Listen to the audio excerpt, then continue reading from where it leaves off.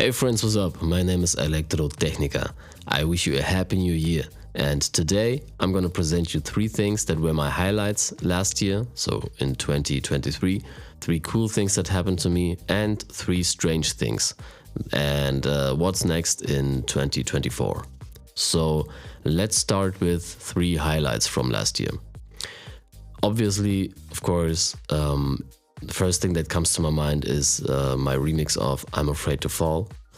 The song passed 750,000 streams, and that's totally insane for my catalog, because my strongest 2 songs so far have been my Aya song and the Blind remix, and they are sitting at around 200,000 streams right now. So the I'm Afraid to Fall remix just skyrocketed compared to the other songs, with almost 4 times the streams. So I'm very happy with it. I love the remix, really. I love to listen to it but by myself. And by the way, did you know that Arian, the guy who produced the original I'm Afraid to Fall song, he was only 17 when he produced it, and the singer on the song, it's his younger brother, Samuel, and he was 13. That's so crazy. Look what happened. Look what happened. It's an insane song, and I love to push younger artists by having these collaborations, because I know when I started making music I was also like somewhere between 13 and 17, definitely more 13 than 17. And if there would have been someone who would have pushed me like this would really have made a change for my music making. And yeah, I think that's a great deal for everyone. Speaking of great deals, my Sped Up Dance album passed or is passing 1 million streams. That's the second highlight from last year. And it's a great deal, I think, because Sped Up Dance is also like, it's a firework of collaboration. It's not a typical solo album by myself. I released it as such, but the songs are, the most part of it are remixes. And you know, when I do remixes, I don't just take some song that I like from Spotify and just record it illegally in my DAW and then do whatever I want with it. But when I stumble upon cool songs, I always text the artists and I message them and I ask them, hey, would you like me to remix it? I love your song. It's awesome. Would you mind to send me your stems or your tracks? And sometimes I just buy the song and then I already remix the song in the first rough demo, and I send it to the artist and say, hey, look, I love your song so much, I started creating a remix, take a listen, what do you think? Do you want to release it with me together?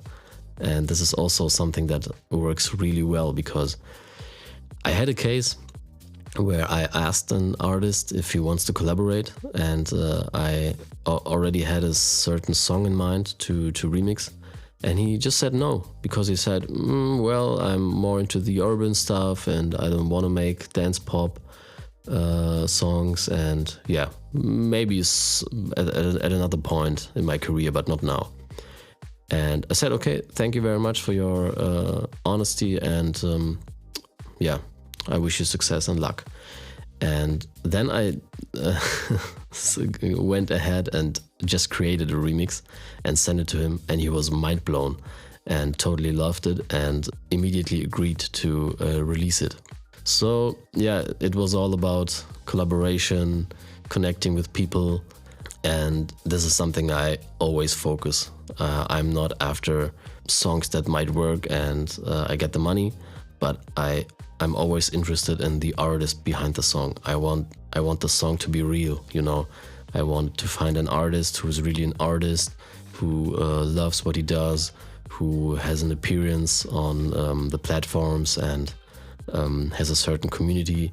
And there I'm taking the songs and I'm making just new interpretations of them and I love to stand next to the artist who created the original and tell the people in the world, hey, here is our new song, it's a remix by me, but yeah, take a listen.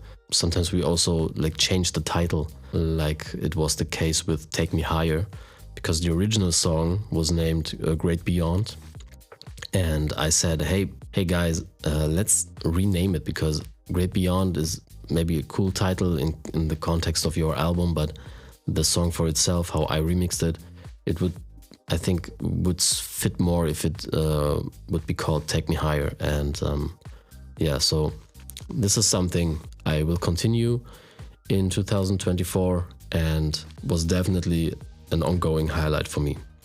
The third highlight from last year, and the last one, was that I got my first editorial playlist placements.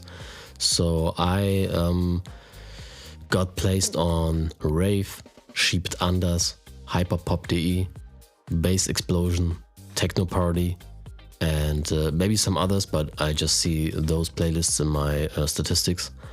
And yeah, that's a very nice thing to happen, because I knew those playlists, some of them before, and I, for example, told Arian when we finished the I'm Afraid to Fall remix that I think I have the feeling that this remix will be placed on this and that playlist sometime, because it just fits perfectly. And I guess, as far as I remember, when pitching the song inside the Spotify for Artists app to be placed on editorial playlists, I also wrote there that I think those playlists are very good for the song. I don't know how much of an influence it had. I don't think so much, but it's just nice to see how it works out, and how my imagination and my idea and assessment of this topic was right. Yeah. So let's move on to the next category. 3 cool things from last year that happened to me. Yeah, first of all, of course, last year was the year where I introduced the new up-tempo songs that I didn't do before. And yeah, I have to say that they resonated amazingly well. So the Sped Up Dance album is performing very well. The I'm Afraid to Fall remix, as I mentioned before, is hitting new horizons with the streaming numbers for me. And yeah, it's a very nice development, I guess, from my artistic point of view. And I will definitely keep on doing this. Next cool thing is my new MacBook-based setup, because it's just a gigantic leap in production quality. I created a funny and I guess also interesting post on Instagram and TikTok, where I imagined that yeah, what if my studio setup was actually an audio plugin, an actual device. And yeah, and there I showed how the different layers of audio processing influence my mix. And yeah, this just shows how much of an impact on the quality, also on the vibe of the song or of the mix, those signal chains have. And I spent a lot of time to set everything up and to do my research and so on. And I guess, yeah, that's a very cool thing for me. I love thinking about my studio setup, just opening Ableton Live and having all those fancy devices in there in form of plugins, and knowing that everything that I throw into my DAW just sounds more expensive and really nice and warm and gritty. And that's exactly what I need for my sound.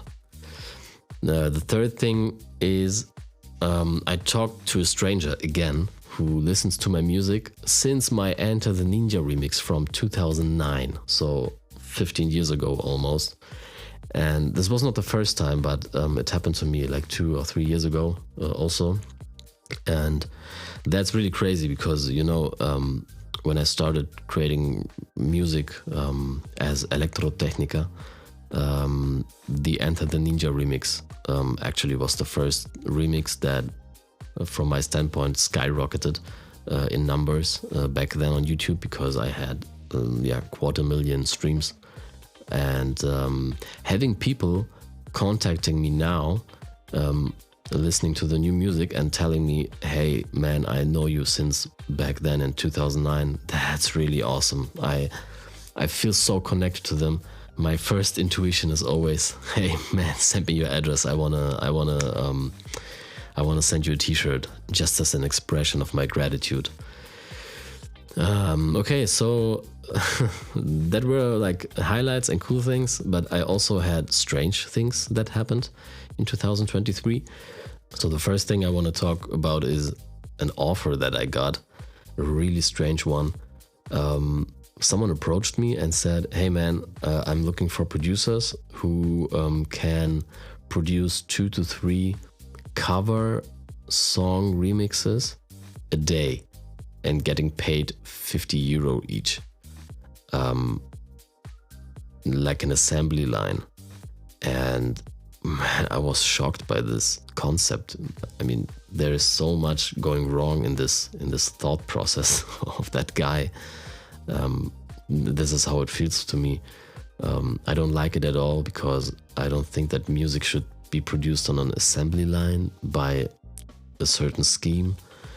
I mean, you could argue that pop music is kind of the same thing, but you know, also pop music, there are real artists behind those pop songs, and no one tells them produce 2 to 3 cover remix songs a day and you get €50 for each song. It's another level of sellout, I guess, and I don't like it at all. I won't ever do this kind of music, because this is not what I do. Another thing was that I got an offer from Universal. Yes, I was excited when I read this in my email subject. They offered me to license I'm Afraid to Fall, because they saw that the song is performing well, and they wanted to license it, pay me some money, and but actually the terms were horrible. Yeah, at first I was excited, and then I realized how much of a disadvantage this would be to me and also to Ariam, because we are both the artists of the song. So I declined. Yeah, I wish it would have been something with a win-win situation for both parties, but I'm not after some big names in my Spotify credits. No, this is not something for me. And last thing I want to talk about is I realized everyone is doing sped up hyper stuff. This is why I also called this episode Hyper. There is an hyper version of anything now.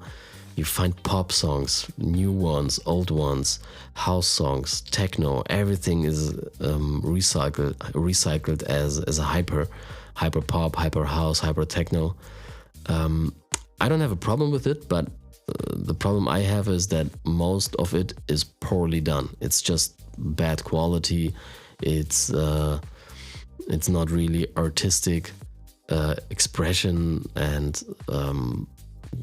doesn't make fun to listen to it. It's just heartlessly recycled songs from the 90s or the early 2000s. Yeah, and I think if you wanna follow a trend, you don't have to lose your creativity and your artistic standards, you know. But of course, there are some really fantastic gems that can be found. Yeah, there are really great artists also out there with great hyper stuff, and I listen a lot to those. I personally don't like it if it's too trancey, and I realized that most of the people, or many of the people who do this hyper stuff, they don't exactly know where to put that music, in which genre. So it seems to me they just take well-known styles from the past, and trance is a well-known style from the past, primarily, just to stay on a proven path instead of innovating their art. I mean, for me, it's a big confirmation that the direction I went a year ago addresses a certain mainstream interest, despite being a niche. Yeah, because not everyone listens to it, but somehow it's also radio friendly and so on. But I always do this music with passion. Everything in my creation process is driven by passion, vibe, and personal dedication to the music. You know, I'm feeling connected to the music I'm creating. It's not just throwing in something because I think that it will generate numbers. It's not at all like this. And I have the feeling that I copy other songs less than ever. And by copy, I mean not like stealing ideas from others, but you know, in music, there is often a dynamic where, for example, the Roses remix dropped a few years ago, and it introduced this slap house style to a very broad audience, and everyone wanted to implement those slap house bass sounds in their songs until now. And this kind of copying, I mean, so getting inspired by contemporary sound design and just taking it and making it yours. But now I have the feeling I'm doing it less than ever. Instead, I'm trying to innovate my music based on my own musical taste. So I'm listening to all those things, and I also have like my biography in musical taste and habit, and I have the feeling that this sped up dance music I'm creating now is the perfect place for me to melt everything together without sounding like someone else, you know. It's also like a challenge for me, because I have to explain to people or to business partners what kind of music I'm doing. And I mean, I can't just say pop or dance pop or trance or techno, because it's not that kind of stuff. Yeah, but for me it's perfect. I feel very confident and fine in this niche I'm sitting in, and the resonance, as I said before, is huge, is great. And so the conclusion from this for me is that the Sped Up Dance album, it was my first album to drop, and it was kind of a concept album. It was not like this perfect package of artistic expression, and there is a story I tell from the very beginning to the end and so on, like you know it from hip hop albums or so.